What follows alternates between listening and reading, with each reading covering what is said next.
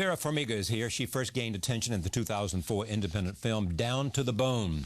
6 years later, she received her first Oscar nomination for a performance as a hard-driving career woman in the film Up in the Air.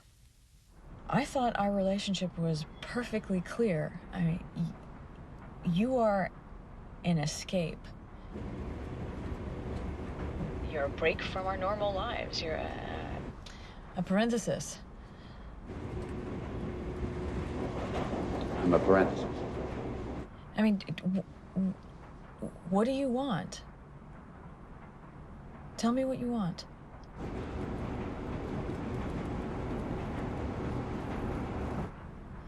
You don't even know what you want. I'm a grown-up, okay? So if you would like to see me again, then give me a call. Okay?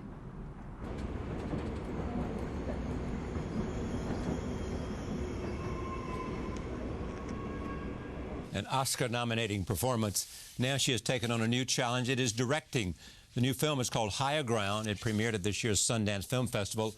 And here is the trailer. A bold directing debut. How did this come about, this directing thing? Circumstantial, by necessity. The only way I could play this role is the only way I could sort of maneuver it out of movie purgatory and see it made. I feel like I was to be involved. Was to be involved. This was around about the Oscar nomination for Up in the Air. Right. Along with that spotlight comes ideas that you're capable of, of great things, achieving great things. And I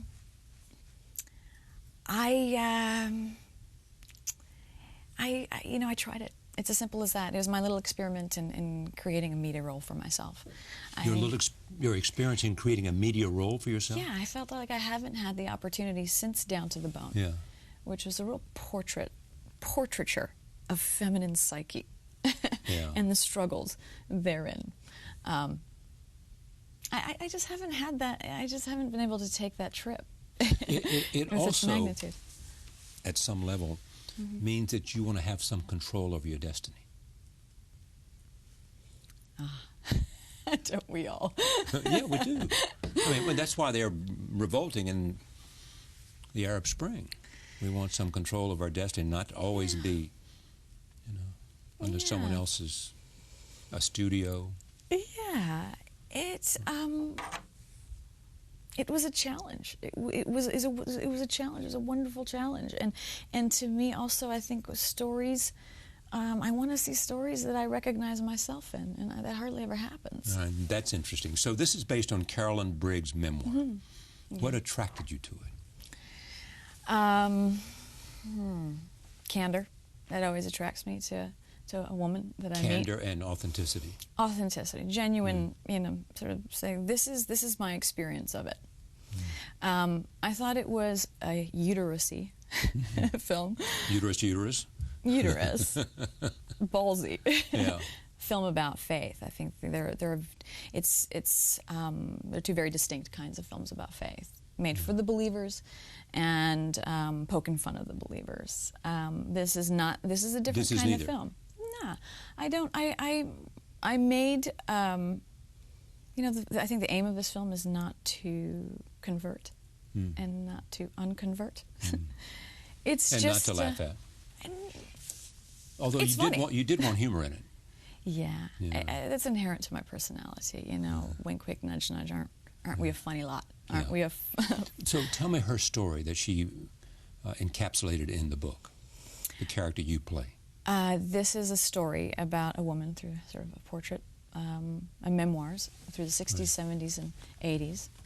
Took place in Iowa in her life. And it's really just her search for how she finds faith in family, in marriage, in herself, in community, and doubt and faith in divinity. And doubt, too, as you saw from that clip. And doubt. And doubt is doubt is a part of faith. You'd have to rip out many, many pages out of most spiritual manuals if it wasn't a part of it.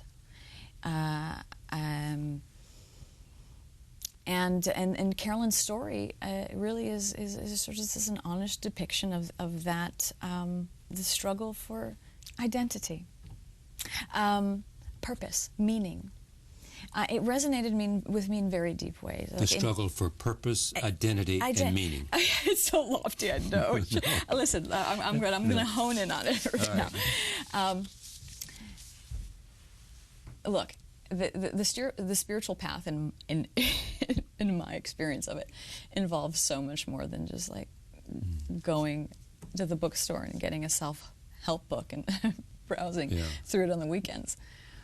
And this woman's struggle to define her conceptualized God for her, you know, her questions of what does it mean to be holy? What does holiness mean for me?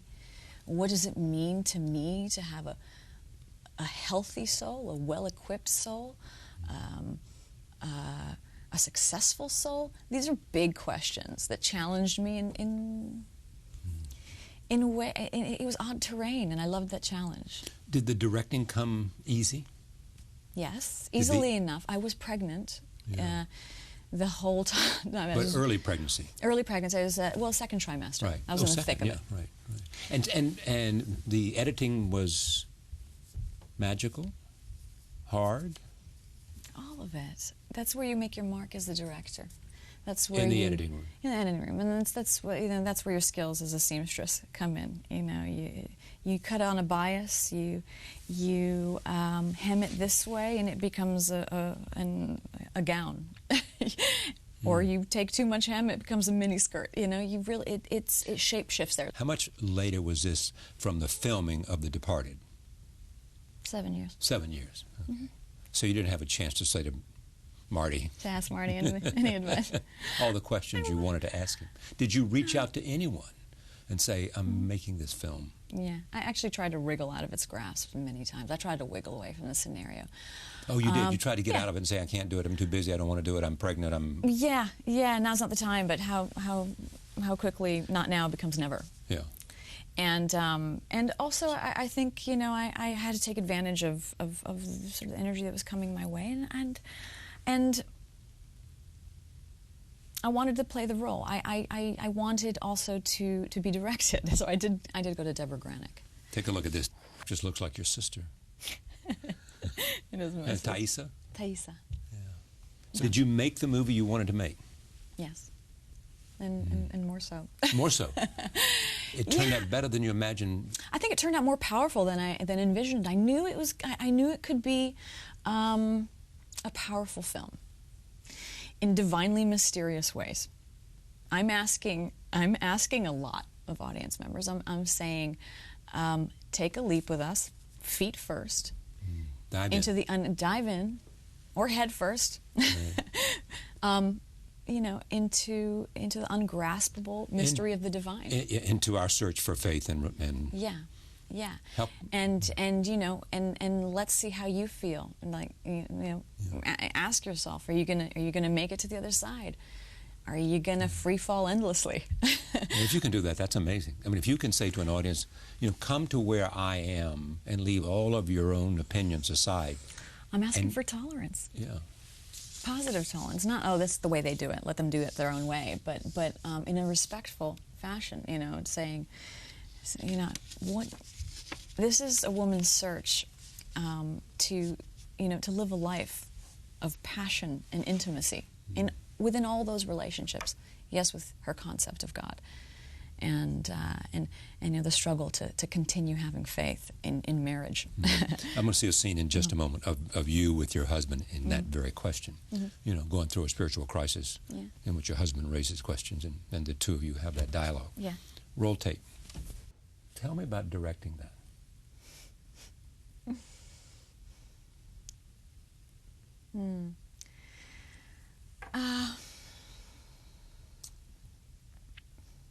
Well, we could have stopped after the first take. You got it? I got it. I got it after the first take, and we did this wonderful one-shot, and I think Michael and myself... So why didn't you use that? We did use it. The camera finds it, and I actually cut and fast-forwarded because I did the prayer continues, and she gives God ultimatums. Right. You know, this is a scenario where, you know, in the belief community, there's this sort of triangular, sort of this paradigm of what a marriage should be, where God is at that apex, and if a couple draws closer to that apex, they draw nearer to each other. These guys are losing sight. So here is the story that often repeated, that you went to Marty and said, this character's underdeveloped. That's the character I'm playing. Yeah, that's the job description. That's what we're it supposed means to be do. an actress. Yeah. To be an actor in a play. Let's give her some idiosyncrasies. Let's give her some faults. Let's flesh her out. And that's what Marty expects. Yeah. That's what he said. I love it. Thank you. That's probably what got me the job. That's what Marty loves his characters. What's most memorable about Scorsese films is characters. The character. Right. Yeah. And he loves the Did you know actors that going in, that he would like this, and so therefore, beyond wanting to do it anyway, did you know that he'll be turned on by this? Did I manipulate him? Yeah, manipulated. No. No, it's. Look, I. Are you manipulated? I mean, by nature of what I do, yeah. Yeah. I'm trying to manipulate people or provoke people into feeling, into thoughts, into memories, perceptions. So yeah, it's manipulation. Did I manipulate Marty? Nah, I just I wanted a better character, and he appreciated that because I mean that's. And what did you give her?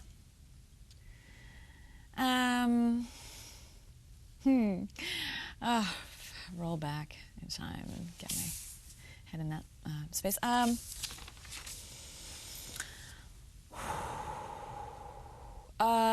Duplicity. Really? Oh, those kinds of qualities. Yeah, all the guys are duplicitous. Yeah, exactly. And so, she was going to be this moral ballast of her, and I don't know. We gave her some more foibles. Is this what makes acting fun? Yeah. That's what you like? Being able to add to a character, to take a character off the page and make it into something. That's certainly the challenge of it, yeah. And yeah, what's fun about acting?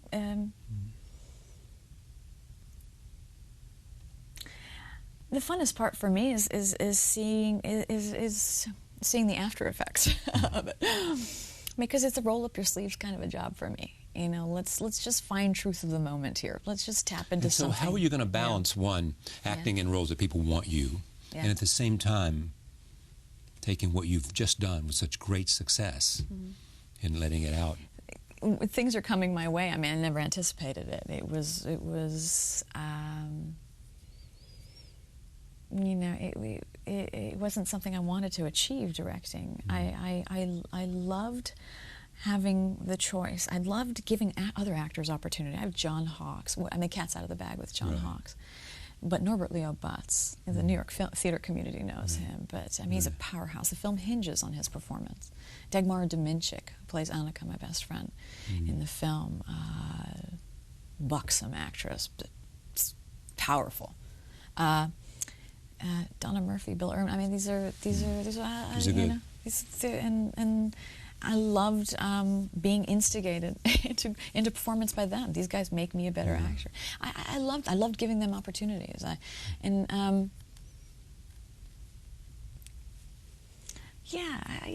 We'll see. I have to be clobbered over the head. You know, it takes a couple of years, and I like punching in and punching out as an actress, but you've got to devote a couple of years. And right now I have a 9-month-old and a 2.5-year-old, and it's got to be something that's worthy of taking my focus away from them. Yeah. In order for you to leave the goat farm, in Ulster County or wherever it is, it's really got to be good, because you're leaving a 9-month-old and a 2. Well, I don't leave him. I just incorporate him. I just stuck my family in the film.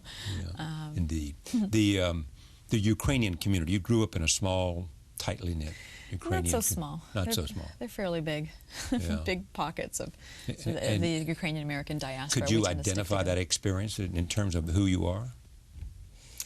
Yeah, it's very much who I am. I'm a Ukrainian-American. I mean, the daughter of of Ukrainians, and you know, that's a big thing. What, you know, their struggle and perseverance to give me the kind of life that I could have and live right now, the freedom and the possibility that they went through a hardship, you know, and my grandma.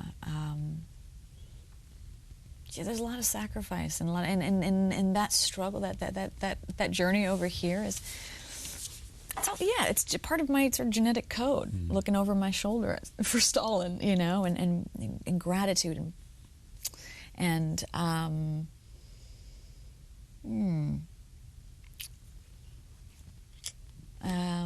come from peasantry, Ukrainian peasantry.